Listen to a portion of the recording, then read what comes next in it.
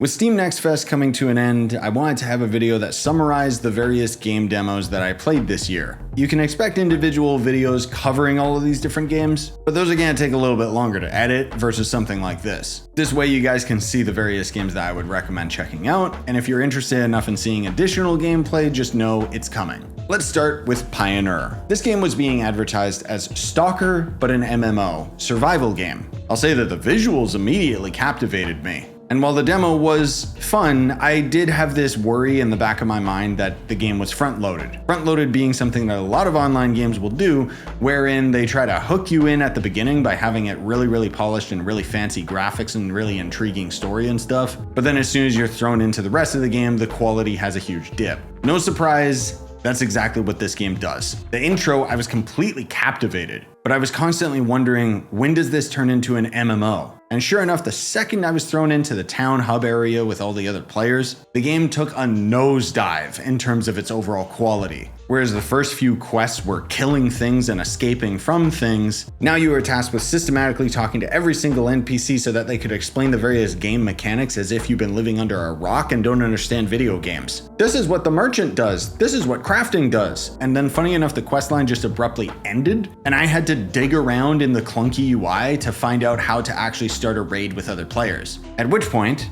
the random players that joined me in the raid disconnected as soon as I loaded into the map. The game already had a slew of various issues with constant crashes during load times, and then the raid itself was just basic as all hell, just having tons and tons of enemies spawn, and frankly speaking, you needed to have a group of people to handle it. Now, while this left a very poor taste in my mouth, I was interested to see that there was a map. I don't know if it's necessarily open world. I'm assuming it's just like an open zone that I can go out and explore. But if I can explore it with random players, okay, that's cool. At the very least, I'm assuming that this game is going to end up copying Destiny, where you'll only be able to play with like maybe 2 or 3 people at a time. So despite my complaints, I'm still interested enough to see the full game and where it goes. So next we got a game called Jump Ship. This is a game that's been on my radar for quite some time because the gameplay trailer is phenomenal. It basically has a dude grappling hook himself to an enemy ship and then start seamlessly taking cover and blasting away at enemies. It just looks so exhilarating. I couldn't believe that this was actually gameplay. But yeah, it kind of is. The trailers do make this game look a lot more exciting than it is. Generally speaking, I'd say it's structured more like a roguelike. So you'll pick a map to explore, and then you gotta kind of manage your ship while gathering resources on that map. Complete the objective, you can move to the next map, keeping the health of your ship from one map to the next, and ultimately trying to get to extract. The main standout for me is the movement. The controls in this game feel very tight and fluent. There was a lot more ship management than I expected.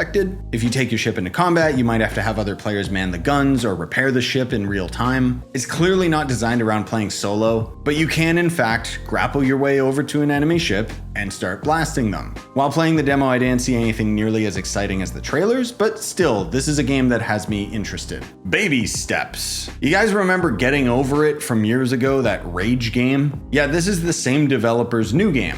You basically will control your left and right foot independently of each other, all the while trying not to have your character fall or ragdoll. It is surprisingly fun and competent. It's so simplistic that I don't really have much else to comment on in terms of the gameplay, but I will say what's going to make or break it for me is if there's checkpoints. Knowing this developer, there probably isn't. He gets off on the idea that you spend hours of your time climbing up a cliff to then fall all the way back down to the bottom, having to climb up again. But while I personally like the challenge of climbing up the steep cliffs, the idea of falling all the way back down and then having to waste 10 to 20 minutes of my time climbing back up just to attempt it again, it doesn't make me mad, it just makes me feel like I'm wasting my time. So I genuinely hope that there's a checkpoint system. I don't care if it's considered the baby easy mode. If it's there, I'll buy it. If it's not, I won't. I'm already too busy taking care of my real life baby to waste my time on Baby Steps game. No, I'm Not Human is kind of out of my ballpark, honestly. It's basically a text-based adventure, but it's tricky to explain. Essentially, you're in the apocalypse. The sun is melting people during the day, so people hide in their houses. But there's also weird alien creatures crawling out from the earth. They look like humans, they act like humans, they are in fact not humans. And so what you do in this game is you let random people in your house at night, trying your best not to let any of the visitors enter. But if you do have a visitor enter, that's not completely obvious. You do have a couple different tests that you can run to find out whether they're an imposter or not. It was surprisingly good writing, and for somebody like me who usually just does a hard pass on anything story related in a game, that's high praise. Still, this game's pretty outside my wheelhouse, so I don't know if I'll get the full game, but I would suggest the demo. It was really interesting. Hell is Us. Looks like a Souls-like, plays like a Souls-like, is not described as a Souls-like. The developers kind of describe it as an adventure game more so. And they really want to hammer home the idea that there's no compass and no quest markers. Okay, cool. I played Zelda Breath of the Wild. I'm game. You want exploration to be the key part of your game? Sick. But if I'm being honest, that doesn't work when your game is linear. Hell is Us has invisible barriers and fences that are waist high that you can't climb over. Meaning that no objective markers doesn't make the game more immersive or interesting, it just means you'll go back and forth a lot because the game isn't clear where to go next. That said, I did quite enjoy the combat system, because it's kind of got this whole Bloodborne retaliation thing, meaning that you can play very aggressive. Damage enemies enough and you can heal without having to use a flask. The Adventures of Sir Kicksalot. Let me start by saying that the gameplay is a little bit rough, but there is a big amount of depth to this combat system and I love it. You got a bunch of different classes with tons of different perks that change how you will fight the enemies. For old school gamers, I would say that this is Dark Messiah of Might and Magic. You have a dedicated kick button, you can pick up items and throw them at enemies, but if you're a mage, you can throw ice on the ground and have an enemy run around the corner like a Looney Tunes character and slip on it and fall off a cliff. It's physics-based combat and it's peak. I just wish that the controls were a little less clunky. Full Fathom. This game freaks me out. I've actually been keeping an eye on this game for quite a while. I only learned through playing video games that I had thalassophobia, which is basically a fear of murky water or something. Suffice to say, this game is my fear. That was enough to rope me into trying out the demo. But upon trying the demo, I was honestly shocked just how complicated this game is in the best way possible. You are basically managing your submarine with so many different intricate little details to it. It really does a great job immersing you in the setting. It's not overwhelming, it just doesn't really tell you how to do things properly, which would be my one complaint. It took me a while to get the hang of it. But essentially you're dropped into this big map and then you can use your submarine to safely travel to various areas on the map. You punch in the coordinates and you say go. All the while you have to make repairs if the sub gets damaged, but more importantly you'll have to venture out into the deep dark spooky ocean to collect supplies. One of the most valuable being fuel. But you can't expend your fuel if you don't have anywhere to go. That's where floppy disks come in, because these will give you new coordinates that you can go to with the sub so long as you have the fuel to do so. I won't spoil all of it, but you'll basically be tasked with leaving this area, eventually coming to a giant wall, at which point you gotta kind of search around for a solution. The polar opposite of that is Bloodthief. This game is a speedrunner's dream. It's basically Ghost Runner, but medieval, and it also does its own thing. The best part of this game is how well it carries momentum. If done right, you can fly through these levels, and the controls are exceptionally tight. There was a couple areas where I got stuck just because the level design wasn't clear where I was supposed to go, but if you like fast games, you will like this. Elementallis. This game can be summarized as an old school top-down Zelda game, but with Breath of the Wild elemental reactions. The demo itself only gives you the fire ability, which wasn't really enough to rope me in, but watching the trailer, the character ends up using a bubble skill to then leave a puddle on the ground and then lightning bolt that puddle and hit the enemies that are standing in it. Cool stuff. I'm interested to see the full game. I also played that Hirogami game and it was okay. Basically the main gimmick of this game is the origami style, because the gameplay itself was pretty generic platformer game. I don't know. There was also this Ascend to Zero, which I love the visual style of this game, but the gameplay itself is really weird. So think of like a Vampire Survivor game where you're trying to like fight enemies and level up as much as you can, but the goal is you're trying to go as deep into the dungeon as possible, and what you're essentially leveling up is the amount of time that you have in the dungeon, either directly increasing your overall timer before the game auto kills you, or increasing your level so that you can go deeper into the dungeon without wasting as much time. It's interesting, but it's just weird enough that I don't think I'm gonna play the full game. Mina the Hollower. Yet another top-down Zelda-looking game.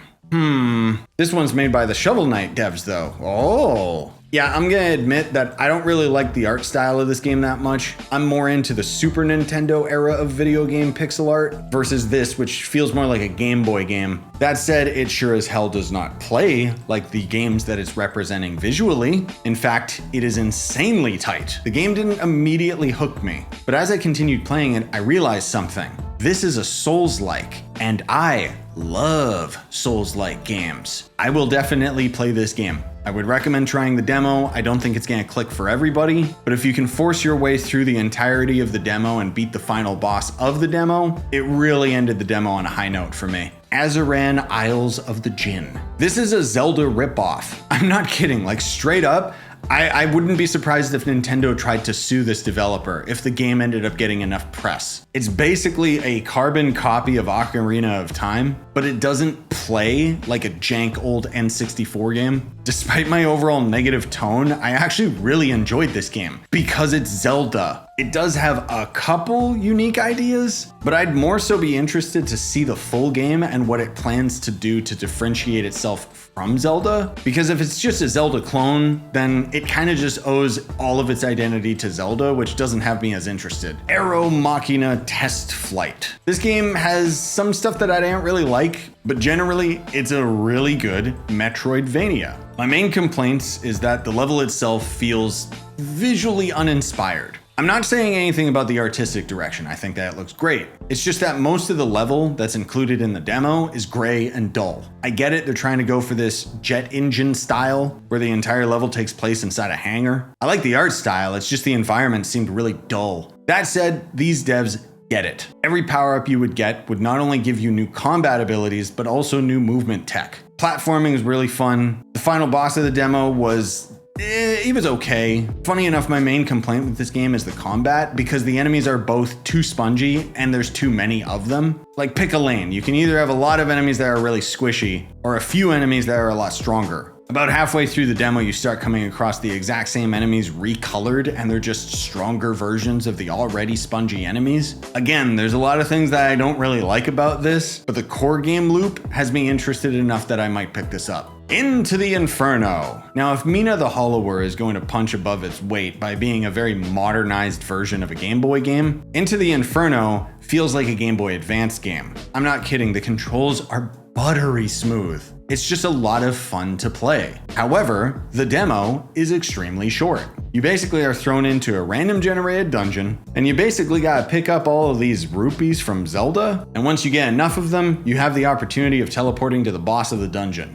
Or you could keep exploring and find some treasures that might help you fight the boss. I was able to beat this demo in 5 minutes. Like, the gameplay is tight, the pixel art is beautiful, but honestly, there was not enough here for me to be like, oh my god, I gotta try the full game. I'm definitely interested and I'll keep this game on my wish list and keep an eye on it, but it didn't give me enough to chew on. And that's about it. There was still a couple other demos that I have installed on my hard drive that I never got to play yet, but out of everything I played at Steam Next Fest, those were the ones that I thought were worth mentioning. Looking back, I don't think that I'm going to cover every single one of these games in their own independent video. Like, I recorded all of these so that I could get my first impression, but I think I'm only going to end up editing the videos that I thought were interesting enough to share with you guys as an independent game. In any case, I hope you enjoyed. If you got any of your own Steam Next Fest suggestions or just Steam demos, leave them in the comments. It's cool to share things. Otherwise, with Next Fest out of the way, I gotta uninstall a bunch of these demos and move on to the next thing. I'm still trying to get my E3 2025 video done.